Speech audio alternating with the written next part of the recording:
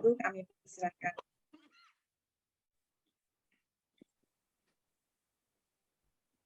Salam jumpa kembali dalam permenungan kita bersama di LPF pada malam hari ini.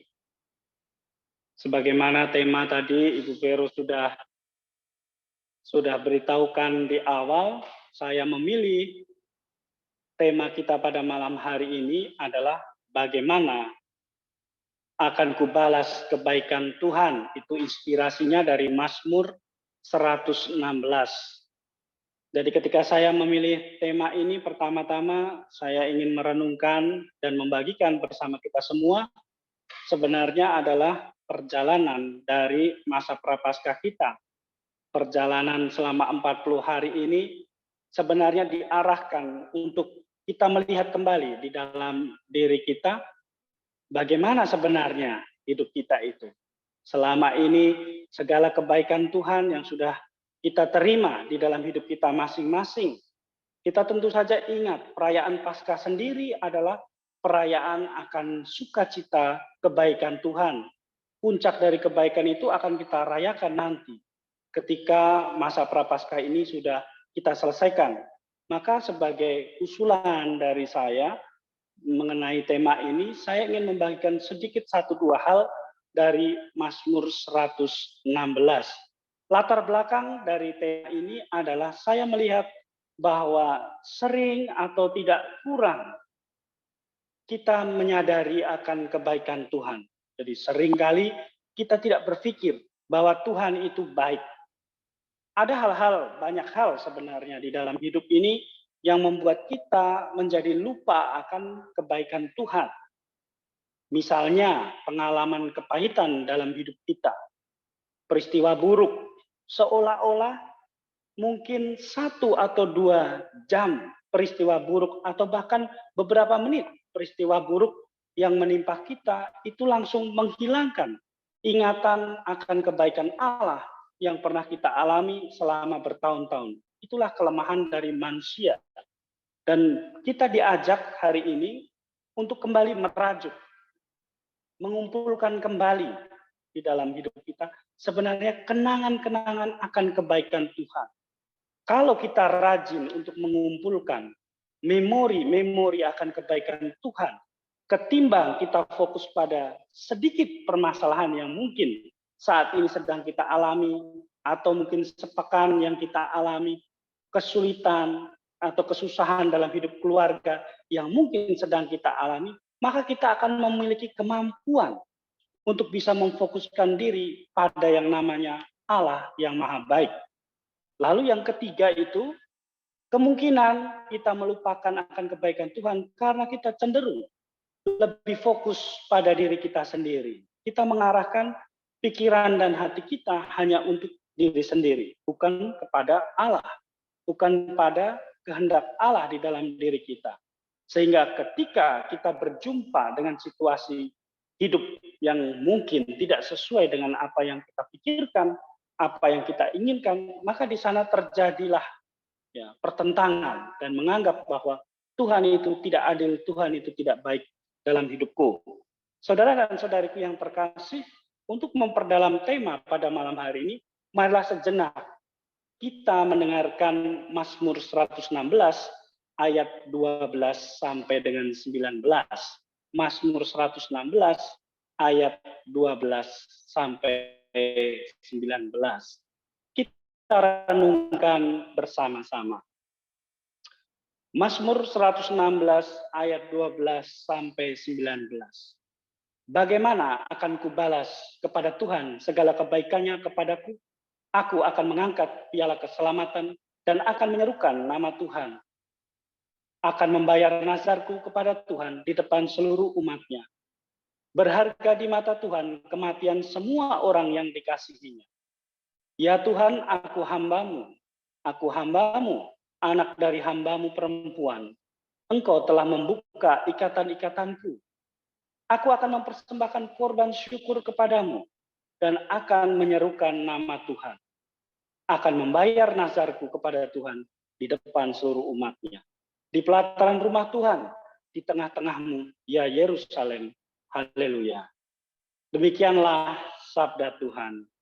Syukur kepada Allah. Saudara dan saudariku yang terkasih, Mazmur yang baru kita baca tadi paling kurang mengungkapkan 4 poin utama atau 4 makna utama yang bisa kita renungkan pada malam hari ini untuk membantu kita agar kita menjadi pribadi-pribadi yang mampu bersyukur kepada Allah. Yang pertama, Mazmur tadi mengingatkan kita akan kesadaran. Nilai kesadaran akan kebaikan Allah. Tadi pada bagian pengantar saya sudah mengatakan bahwa kesadaran akan kebaikan Allah itu bisa kita capai kalau kita mau mengumpulkan apa yang namanya memori tentang kebaikan, memori tentang pengalaman akan Allah. Yeremia bab 31 ayat 3 mengatakan bahwa kasih setia Allah itu kekal untuk selama-lamanya. Aku akan mengasihi kamu untuk selama-lamanya. Dan aku akan meneruskan kasih setiaku itu kepadamu. Artinya apa? Bahwa dari awal ketika kita ada di dunia ini adalah kasih karunia Allah.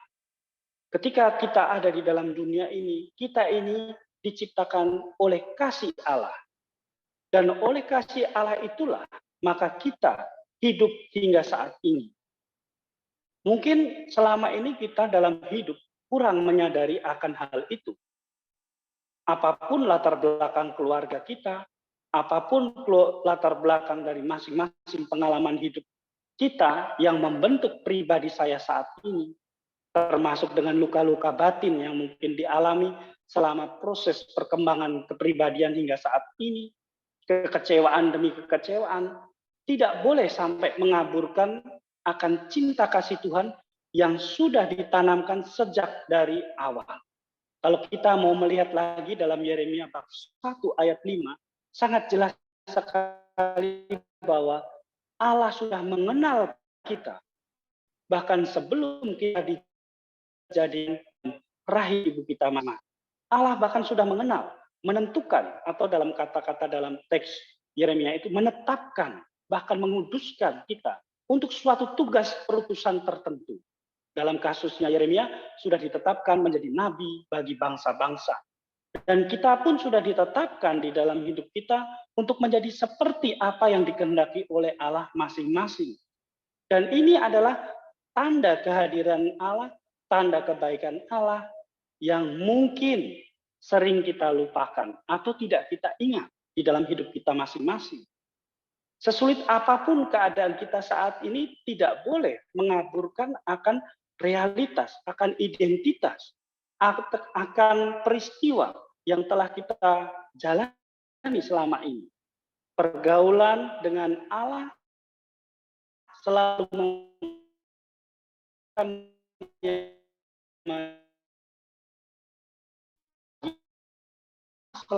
baik untuk kita. Coba renung yang mengatakan bahwa hidupku itu selalu pahit. Tunggu dulu, coba lihat dulu kembali. Apakah sungguh seluruh hidupmu itu ada di dalam kepahitan? Ataukah kamu sebenarnya yang tidak mau keluar dari kesedihan dan kepahitan itu? Atau bahasa anak muda zaman sekarang tidak mau move on dan tetap tinggal di dalam penderitaan itu? Itulah sebenarnya kesadaran yang ingin kita bangun pada malam hari ini. Dan untuk bisa mencapai kesadaran itu, satu hal sederhana yang dikatakan oleh Santa Teresa kanak-kanak Yesus agar kita mampu untuk mengenali kebaikan Allah adalah latihan untuk bersyukur pada hal-hal kecil dalam hidup. Syukurilah seluruh pengalaman dalam hidupmu. Entahkah pengalaman baik maupun buruk, syukurilah. Sebab di dalam pengalaman baik pasti Tuhan berkata sesuatu untuk kita. Demikian juga di dalam pengalaman duka dalam hidupmu, Tuhan juga akan berkata sesuatu kepada kita. Ada maksud tertentu yang Tuhan ingin katakan melalui peristiwa itu. Maka Teresa kanak-kanak Yesus mengatakan kepada para nofisnya dulu, ketika dia menjadi pembimbing nofis, bahwa untuk bisa mengenal kebaikan Tuhan dan mencintai Tuhan dengan sederhana, dengan tulus, dan dengan hati yang sungguh-sungguh mau terbuka kepada Tuhan, caranya gampang. Yang pertama itu dan yang utama, bersyukurlah. Bersyukur atas segala sesuatu yang kamu terima hari ini. Bersyukur atas kekuranganmu terlebih. Bersyukur atas orang-orang yang mungkin menyusahkan hidupmu. Bersyukur masih ada orang ya, yang mau mengkritikmu, mengingatkanmu. Dengan demikian kita akan selalu melihat segala sesuatu di dalam hidup saya adalah syukur, adalah dari Allah, dan adalah kebahagiaan, cinta Allah itu.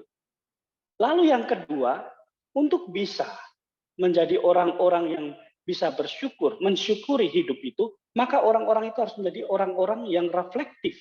Dalam bahasa spiritual biasa dikatakan sebagai orang-orang kontemplatif. Maria di dalam duka maupun sukanya selalu bersyukur kepada Tuhan, Bunda Maria. Karena dia adalah orang yang kontemplatif, yang reflektif. Dikatakan bahwa Maria selalu menyimpan segala perkara itu di dalam hati dan merenungkannya. Apa maunya Tuhan untuk hidupku? Apa maunya Tuhan untuk perjalanan hidupku ke depan? Apa maunya Tuhan untuk keluargaku? Bukan apa maunya saya untuk keluarga saya. Apa maunya saya untuk esok atau lusa? Apa maunya saya untuk anak-anak saya, masa depan anak-anak saya? Tetapi tanyakanlah, apa maunya Tuhan melalui setiap peristiwa hidup yang kita alami. Maka untuk bisa menjadi seseorang yang kontemplatif, yang reflektif, kita harus menjadi orang-orang yang mau atau berani untuk berhenti di dalam setiap kesibukan keseharian kita. Tidak cukup untuk berdoa dengan kata-kata atau menghafal doa-doa lisan. Tetapi kita juga perlu untuk berdiam diri di hadapan Allah paling kurang 5 menit. Dalam 1 kali 24 jam, kita memiliki waktu 5 menit kita sediakan untuk mendengar apa maunya Tuhan. Seperti Samuel mengatakan, Tuhan, aku hamba-Mu siap mendengarkan.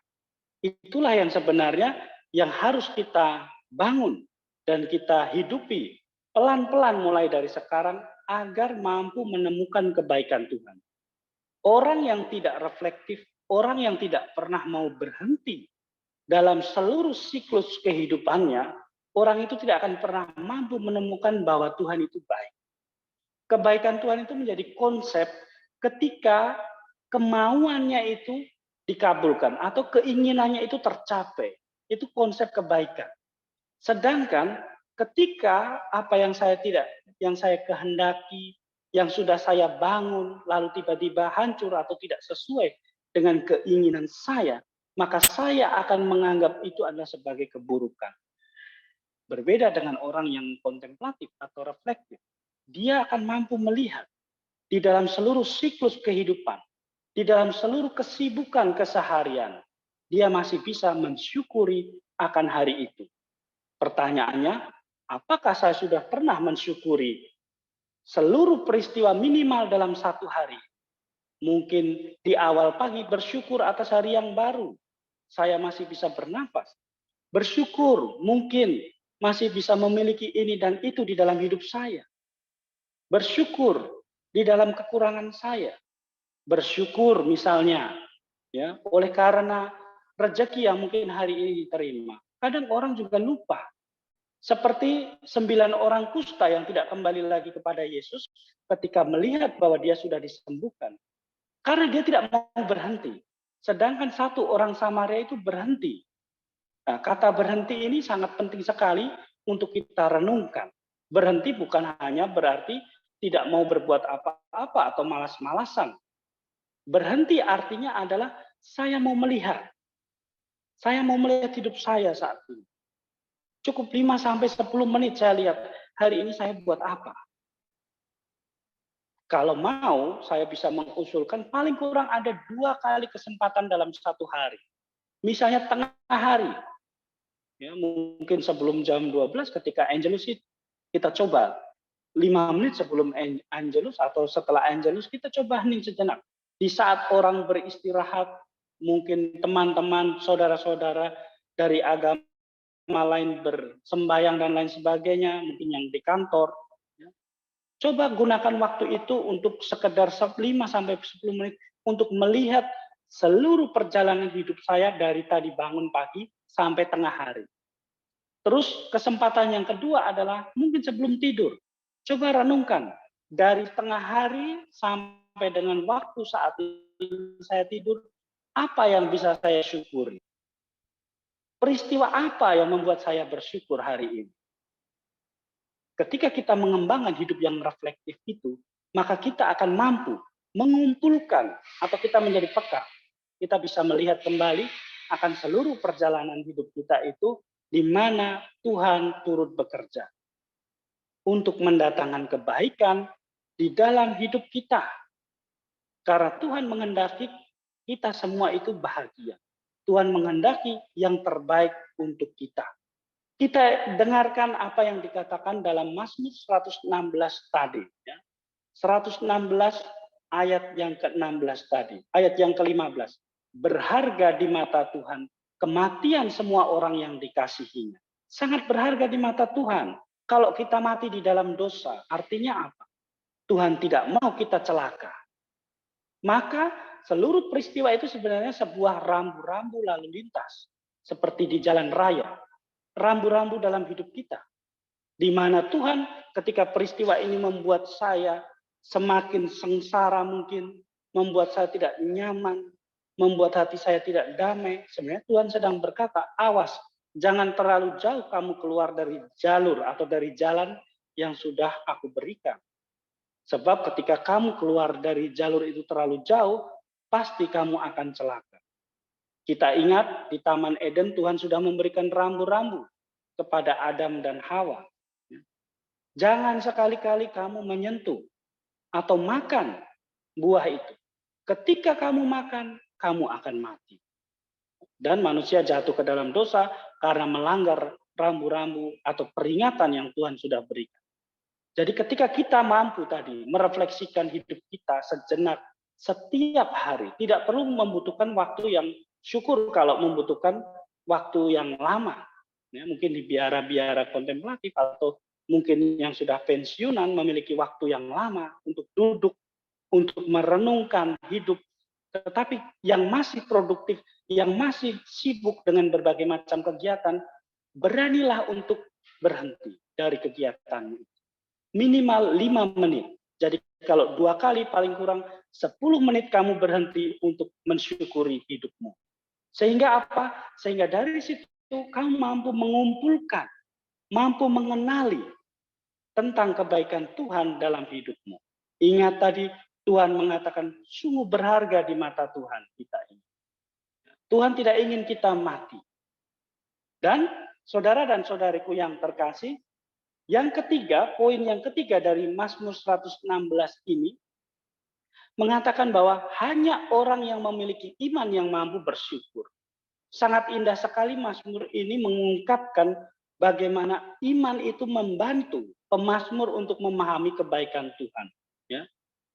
Aku akan membayar nazarku kepada Tuhan di depan seluruh umatnya. Artinya dia menyadari bahwa karena saya percaya kepada Tuhan, dan saya menyerahkan hidup saya sepenuhnya kepada penyelenggaraan Allah, maka saya menerima seluruh kebaikan yang saat ini sudah saya peroleh. Seperti kata Paulus bahwa aku ada seperti ini oleh karena Kristus, bukan oleh karena diriku sendiri. Aku tidak hebat, Kristus yang hebat. Kristuslah yang membuat diriku menjadi seperti saat ini. Dan Paulus berani mengatakan bahwa di dalam tubuhku ini bukan aku lagi yang hidup, melainkan Kristus yang hidup di dalam aku.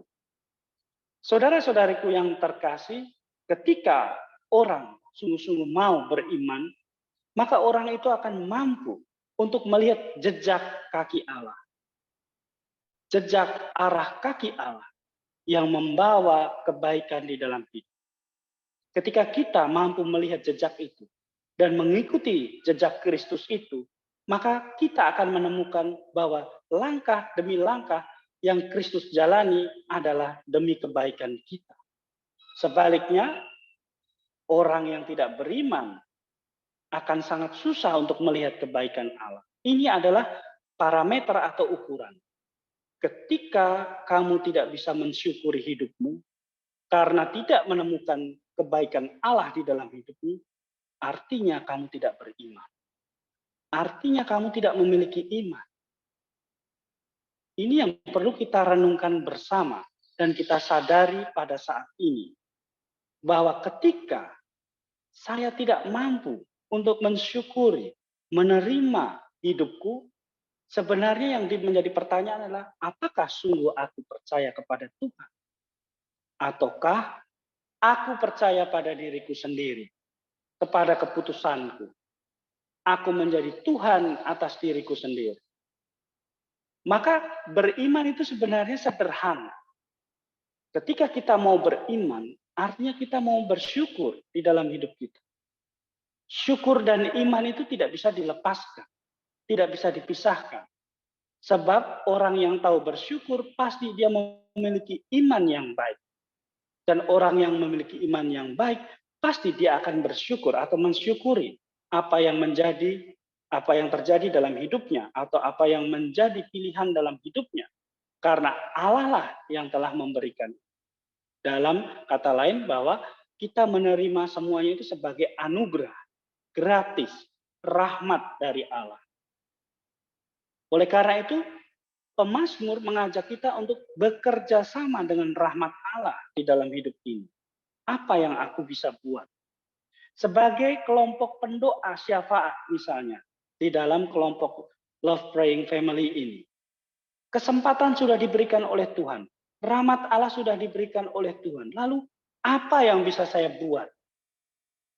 Kalau kita mengikuti kegiatan ini tanpa kesadaran tentang manfaat dan tujuannya, maka juga kita tidak akan bisa mensyukuri rahmat berkat yang sudah disediakan oleh Tuhan melalui kelompok ini. Atau melalui kelompok manapun yang kita ikuti atau yang saya terlibat di dalamnya. Ketika saya bergabung di dalam kelompok ini, saya harus memiliki kesadaran lebih dahulu bahwa pada saat ini saya sedang melaksanakan tugas dari Allah untuk mendoakan orang-orang di sana yang saat ini mengalami kesulitan atau membutuhkan doa-doa. Dan saya bersyukur karena saya bisa mengambil bagian dalam kesusahan dari saudara-saudara saya. Meskipun saya tidak bisa langsung terlibat secara langsung. Kita bersyukur kalau kita bisa mengambil bagian secara langsung. Tetapi ketika kita tidak bisa mengambil bagian secara langsung, melalui wadah seperti ini, kelompok doa, mendoakan yang sungguh-sungguh dengan hati. Jadi mendoakan di sini bukan mendoakan karena formalitas, karena nama-nama yang didoakan, dengan alasan mungkin saya tidak mengenal orang itu. Tetapi sebenarnya dalam doa itu kita diajak untuk berbagi keprihatinan atau berbagi penderitaan dengan orang-orang yang saat ini mengalami penderitaan. Sehingga di sana kita bisa memberikan dukungan iman, memperkokoh iman dari saudara-saudara kita supaya jangan kehilangan imannya. Supaya jangan dia tidak mensyukuri hidupnya atau bahkan mengutuki hidupnya. Dan kita diajak untuk mendoakan ini supaya tadi kebaikan Allah semakin dikenal oleh banyak orang. Itu yang membuat saya bisa bersyukur hingga saat ini.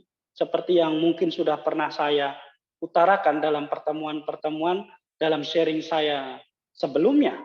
Bahwa saya bersyukur bahwa ada kelompok yang meskipun secara daring ini terus setiap hari mendoakan. Turut bersama peduli mendoakan saudara-saudaranya, saudara-saudara kita semua.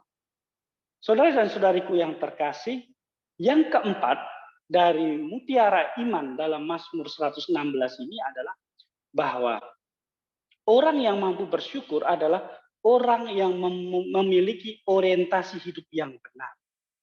Ketika orang memiliki orientasi atau arah hidup yang benar, pandangan yang benar tentang imannya tadi, poin ketiga tadi, dan pandangan yang benar tentang tujuan saya ada di dunia ini, saya ada di dalam keluarga saya saya ada di dalam lingkungan yang saat ini saya sedang berada, itu membawa untuk bagi saya adalah sebuah pujian dan syukur kepada Allah. Karena saya menemukan identitas saya.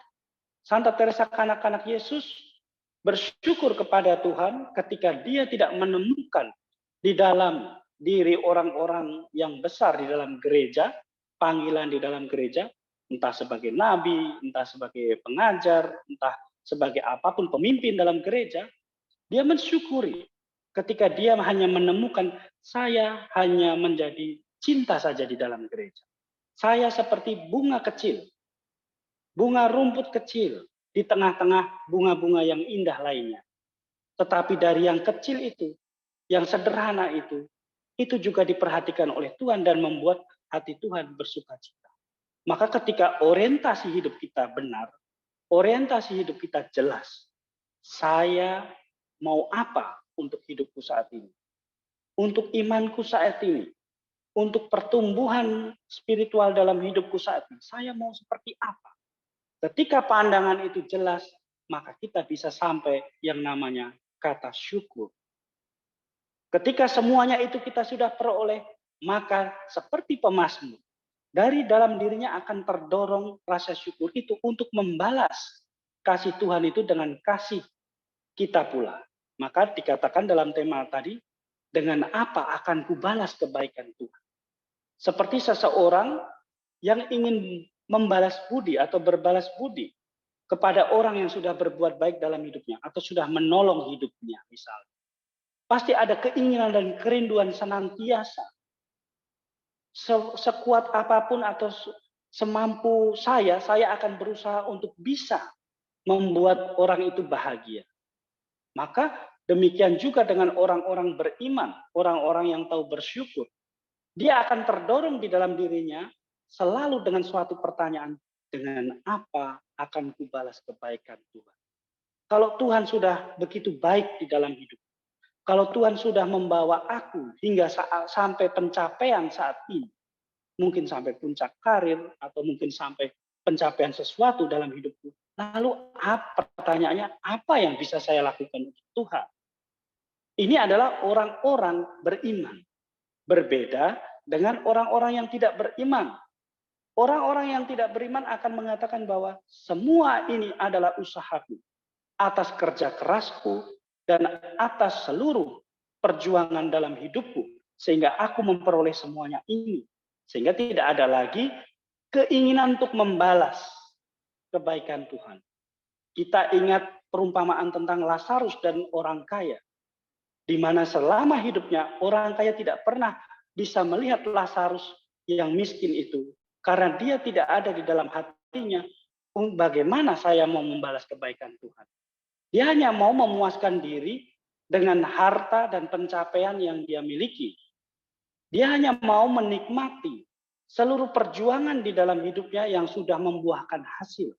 Dia lupa siapa yang menyelenggarakan itu. Siapa yang memberkati sehingga membuahkan hasil yang baik. Sehingga tidak terlintas di dalam pikirannya, bagaimana saya bisa membalas kebaikan Tuhan. Dan ketika dia mati, barulah dia sadar. Lalu dia mengatakan bahwa, Bapak Abraham, tolong suruh Lazarus untuk memperingatkan saudara-saudaraku. Lalu Abraham mengatakan bahwa ada di sana Taurat Musa dan kitab nabi-nabi. Kadang kita sering mendengar itu sabda Tuhan setiap hari Minggu, tetapi tidak pernah mungkin terlintas di dalam pikiran kita, bagaimana saya bisa membalas kebaikan Tuhan dalam hidupku ini. Kebetulan Mazmur 116 ini juga saya peroleh ketika saya mendaraskan Mazmur ini. Ketika saya mendaraskan Mazmur ini, saya berhenti pada kata-kata itu. Dengan apa akan kubalas kebaikan Tuhan setelah saya menerima semuanya ini hingga saat ini? Setelah saya menemukan banyak orang yang selalu siap membantu saya. Orang-orang yang mencintai saya. Orang-orang yang mendukung panggilan saya. Dengan apa saya bisa membalas semuanya itu? Saudara dan saudariku yang terkasih, hal-hal sederhana ini sebenarnya adalah mutiara yang sangat berharga kalau kita sungguh mau menemukan di dalam diri kita. untuk menjadi kudus itu tidak perlu hal-hal yang luar biasa. Tetapi kerjakanlah hal-hal yang sederhana itu dengan kesungguhan, dengan ketulusan, dan dengan cinta yang luar biasa. Yaitu cinta untuk Tuhan. Semua yang kita lakukan seharusnya adalah sebuah wujud syukur kita atas apa yang sudah kita terima.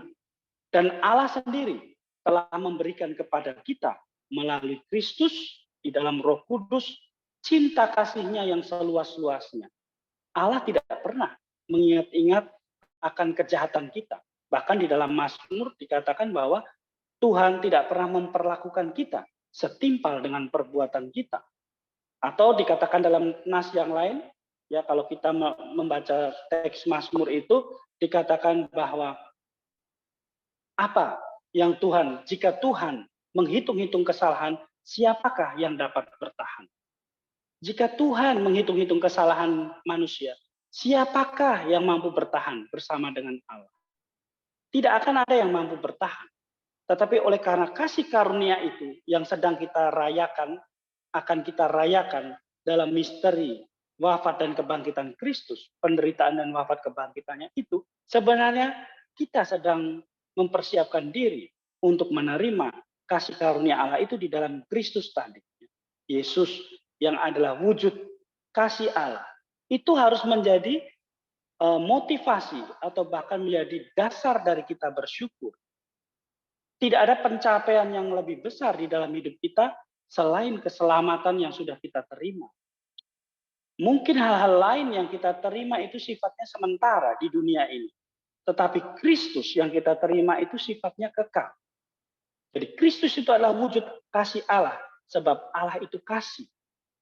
Dan kita dihantar ketika kita mau bersyukur itu, kita dihantar oleh Kristus untuk menjadi kasih bagi orang lain. Maka Kristus mengatakan, kasihilah sesamamu seperti dirimu sendiri. Untuk bisa mengasihi, maka selama 40 hari ini sebenarnya kita sedang belajar dari Kristus, yaitu Sang Guru Cinta Kasih. Teks-teks kitab suci setiap hari bacaan Injil sebenarnya mau mengatakan tahap demi tahap bagaimana saya bisa mengasihi sesama saya. Mulai dari Rabu Abu hingga pagi, hingga hari ini, teks hari ini, mengatakan bahwa bagaimana saya bisa mengasihi sesama saya. Bagaimana saya bisa memperlakukan sesama saya sebagai Kristus atau sebagai Allah, wujud Allah. Ketika kita terdorong untuk mengasihi sesama kita, sebenarnya kita sedang mengasihi Allah sendiri. Maka Kristus pun mengatakan kepada kita semua, apa yang kamu lakukan kepada salah seorang yang terkecil ini, kamu melakukan kepadaku. Dan apa yang tidak kamu lakukan, kamu tidak lakukan kepadaku. Maka ketika pengadilan nanti, di dalam pengadilan terakhir tadi, kita akan diuji di dalam cinta kasih. Sejauh mana saya sudah mengasihi sesama saya. Dan oleh gerakan roh Allah itu, roh kudus, roh cinta kasih itu, kita diajak sebenarnya. Ya. Selain tadi bersyukur, kita digerakkan oleh roh itu untuk mensyukuri itu dalam tindakan nyata. Bukan mensyukuri dalam Tuhan, syukur dan terima kasih. Hanya dalam kata-kata. Atau hanya dalam intensi doa. Tetapi tidak cukup hanya sebatas kata-kata dan intensi itu doa. Tuhan, terima kasih. Sering kita ya mengikuti perayaan Ekaristi atau doa-doa syukur atas terkabulnya ini dan itu. Syukur atasnya. Tetapi wujud syukur itu apa? Syukur kita itu sudah menjadi apa untuk sesama kita? Apakah berhenti pada ucapan syukur saja? Ataukah membuat kita menjadi berbela rasa kepada orang lain yang sedang pada saat ini sedang menderita sehingga belum bisa bersyukur kepada Tuhan? Itu adalah misi kita masing-masing pada malam hari ini yang mendengarkan permenungan ini. Dan sebenarnya ketika kita mampu masuk ya, di dalam tadi, syukur Allah di dalam Yesus Kristus tadi, kita sedang belajar di dalam keluarga Tritunggal Maha Kudus, Trinitas, yaitu sekolah cinta kasih itu, untuk bagaimana meniru Bapa yang mengasihi Putra, yaitu Kristus, Kristus yang juga mengasihi Bapa, dan di dalam Roh Kudus, yaitu cinta kasih Bapa dan Putra. Melalui apa? Dengan ketaatan sekali lagi. Yesus tidak pernah melakukan hal lain selain yang diperintahkan oleh Bapa. Ketika kita mau sungguh-sungguh bersyukur, maka kita diminta untuk taat melakukan apa yang diperintahkan oleh Yesus. Maka Yesus mengatakan, hanya mereka yang melakukan perintahku, dia yang mengasihi aku. Jadi orang yang mengasihi Yesus ukurannya adalah melakukan apa yang dikatakan oleh Yesus. Sekali lagi, ukuran bahwa saya mau bersyukur adalah saya mau melakukan apa yang Tuhan kehendaki dalam diri saya. Ketika Tuhan mengatakan, ampunilah, maka mampukah saya sudah mengampuni saat ini? Mungkin keluarga, peristiwa, relasi, suami istri, tetangga, mertua, dan lain sebagainya. Apakah saya sudah mampu? Ataukah hanya menjadi ucapan kata-kata saja? Maka setiap kali kita mendaraskan doa Bapa kami, tanpa kesadaran tadi, bahwa saya sedang belajar di dalam sekolah cinta kasih, maka saya sebenarnya sedang mengatakan kata-kata yang hampa. Dan Yesus menegaskan di akhir doa Bapa kami, jika kamu tidak mengampuni, maka kamu pun tidak akan diampuni. Dosamu juga tidak akan diampuni. Maka saudara dan saudariku yang terkasih, sungguh sangat mendalam kalau kita mau merenungkan akan kebaikan Tuhan di dalam hidup saya masing-masing, hidup kita masing-masing. Karena melalui hal sederhana, yaitu bisa mengatakan syukur di dalam hidupmu kepada Tuhan, kamu sebenarnya sedang menjalankan seluruh apa yang dikehendaki Tuhan di dalam Injil, di dalam wahyunya, di dalam hidupmu, di dalam apa yang diberikan oleh Yesus, perintah Yesus. Tetapi sebaliknya, kalau kita tidak mampu sedikit pun untuk mensyukuri, maka jangan harap kita bisa melaksanakan apa yang menjadi kehendak Kristus di dalam hidup kita masing-masing. Kita selalu merindukan seperti yang dikatakan oleh Yesus, hendaklah kamu sempurna sebab Bapamu sempurna. Kita tidak akan bisa mencapai kesempurnaan itu, saudara dan saudariku yang terkasih, kalau kita belum bisa mengatakan syukur Tuhan. Terima kasih atas peristiwa ini. Syukur Tuhan. Terima kasih atas hidup saya saat ini. Syukur Tuhan atas pencapaian yang mungkin saya terima saat ini. Meskipun dalam kenyataannya masih kurang banyak. Tapi paling kurang dari yang sedikit itu, kita belajar untuk bersyukur dulu. Ya. Kita tidak menjadi orang yang rakus di dalam hidup. Saudara dan saudariku yang terkasih, Allah sungguh mengasihi kita dengan kasih yang kekal. Tadi saya katakan dalam Yeremia bab 31 ayat 3. Ini menjadi doa dan pedoman kita. Menjadi kata kunci doa yang berkepanjangan ketika kamu tidak mampu mensyukuri hidupmu. Coba bukalah Yeremia bab 31 ayat 3 dan doakan itu. Ketika kamu dalam situasi yang sulit dalam hidupmu dan kamu merasa Tuhan mungkin tidak baik dalam hidupmu, coba buka Yeremia bab 31 ayat 3. Dan doakanlah itu di dalam hidupmu. Doakanlah teks itu. Biarkan Tuhan sendiri yang berbicara kepada kamu melalui teks itu. Dari jauh Tuhan menampakkan diri kepadanya. Aku mengasihi engkau dengan kasih yang kekal, sebab itu aku melanjutkan kasih kesetiaku kepadamu. Aku mengasihi engkau dengan kasih yang kekal, sebab itu aku melanjutkan kasih setiaku kepadamu. Jadi semua ini hanya karena belas kasih Allah kepada kita. Jangan pernah mengatakan bahwa saya tidak dikasihi. Jangan pernah mengatakan bahwa ketika seluruh dunia, lingkungan saya membenci saya, berarti saya tidak ada yang mengasihi. Tuhan tetap mengasihi Anda. Sebab Tuhan mengasihi Anda dengan kasih yang kekal. Kasih Tuhan tidak akan pernah berubah. Saudara dan saudaraku yang terkasih, tadi saya katakan bahwa untuk mengasihi itu tidak memerlukan hal-hal yang luar biasa. Ya. Cukup tindakan sederhana, tetapi bermakna bagi sesama, bagi hidupmu. Coba carilah tindakan sederhana untuk bisa mengekspresikan ungkapan syukur dalam hidupmu dalam hari ini. Apa yang bisa saya lakukan untuk mengekspresikan syukur hidup saya? Ketika merayakan Paskah nanti, sebenarnya kita merayakan syukuran atas kasih Allah. Maka ekspresi dari syukuran itu apa yang bisa saya buat dalam hidup saya? Apa yang bisa saya bagikan dari hidup saya? Untuk keluarga, untuk orang-orang sekitar, atau untuk orang lain yang membutuhkan. Di dalam motivasi perbuatan harian kita, harus menampakkan yang namanya syukur itu. Ketika saya mau melakukan ini atau itu harusnya menjadi suatu ekspresi syukur saya. Ketika saya mungkin membuatkan sarapan pagi untuk anak-anak dan untuk suami, sebenarnya itu bisa menjadi wadah ekspresi syukur saya. Saya bersyukur memiliki suami seperti ini. Saya bersyukur sudah memiliki anak-anak ini. Maka sebagai ekspresi ungkapan syukur saya kepada Tuhan, maka saya melaksanakan ini. Ya, bukan sebaliknya dengan merasa terbebani. Ya, karena saya ibu rumah tangga, maka saya harus buat ini, buat itu. Ya, capek ini dan itu.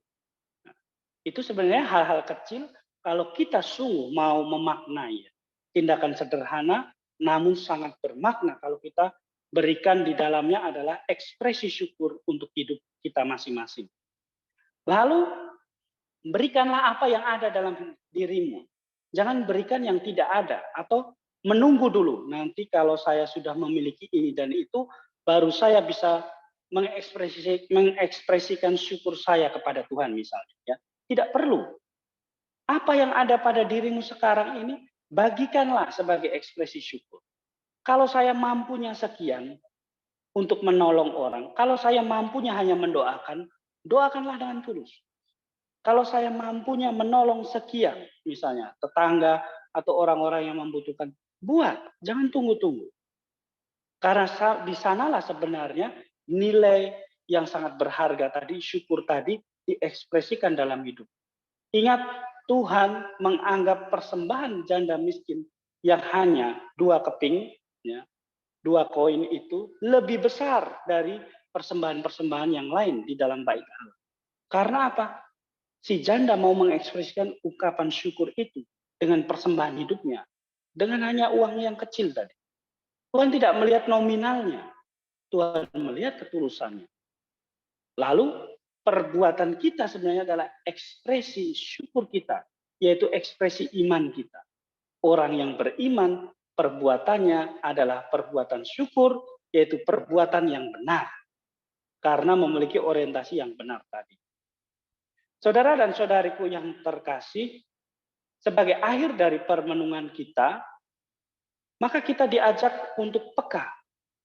Jadi peka terhadap sesama, peka terhadap lingkungan, yaitu mengabdi Allah yang terselubung dalam kejadian. Artinya kita diajak, diundang setiap hari untuk berbakti kepada Allah sebagai ungkapan syukur kita ya atas kejadian di dalam seluruh hidup kita. Jangan pernah lewatkan satu kejadian pun tanpa kamu bisa mensyukuri itu. Tanpa menemukan apa yang menjadi kehendak Allah dalam dirimu ini. Ya.